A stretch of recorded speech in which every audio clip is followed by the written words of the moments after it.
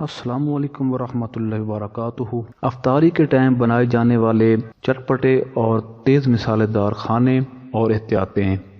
رمضان کے مہینے میں پکوڑے، پراٹھے اور مزے مزے کے پکوان تو سبھی کا دل لبھاتے ہیں، لیکن ان کا بے تحاشا استعمال اس مہینے کی برکت سمیٹنے میں سب سے بڑی رکاوٹ بن جاتے ہیں۔ اس وجہ سے آپ اگر ایسی اشیاء کھانے کے شوقین ہیں تو صحت مند رمضان کے لیے اس کا استعمال توازن کے ساتھ کریں۔ ہر وقت تلی ہوئی اشیاء کھانے کی بجائے افطار میں چھولوں کی چاٹ، فروٹ چاٹ یا پھر دہی بلے بھی کھائے جا سکتے ہیں، جو کہ منہ کے مزے کے لیے بھی بہتر ہوتے ہیں اور چکنائی کی کمی کے باعث صحت کے لیے بھی مفید ہوتے ہیں۔ اپنے کھانے میں تلی ہوئی اشیاء پر یا زیادہ چکنی اشیاء پر انحصار کی بجائے سبزیاں اور پھلوں کو بھی شامل کریں اور اعتدال کا دامن ہاتھ سے نہ چھوڑیں۔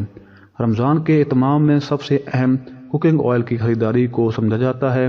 اس آئل میں تل کر جو چیزیں ہم افطار میں کھاتے ہیں وہ چیزیں ہمیں لذت دینے کے علاوہ اور کوئی فائدہ نہیں دیتی۔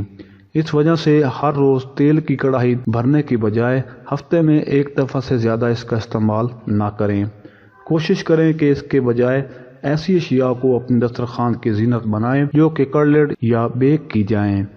زیادہ چکنائی کا استعمال دل کے امراض اور جسم میں کولیسٹرول لیول میں اضافے کا باعث ہو سکتا ہے۔ اپنی غذا کے اندازہ میں تھوڑی سی تبدیلی سے ہم اپنے رمضان کو صحت مند رمضان میں تبدیل کر سکتے ہیں اور اس کی برکات کو صحت کے ساتھ سمیٹ سکتے ہیں۔ اگر ویڈیو اچھی لگی ہو تو ہمارے چینل کو لازمی سبسکرائب کر دیجیے۔ جزاک اللہ۔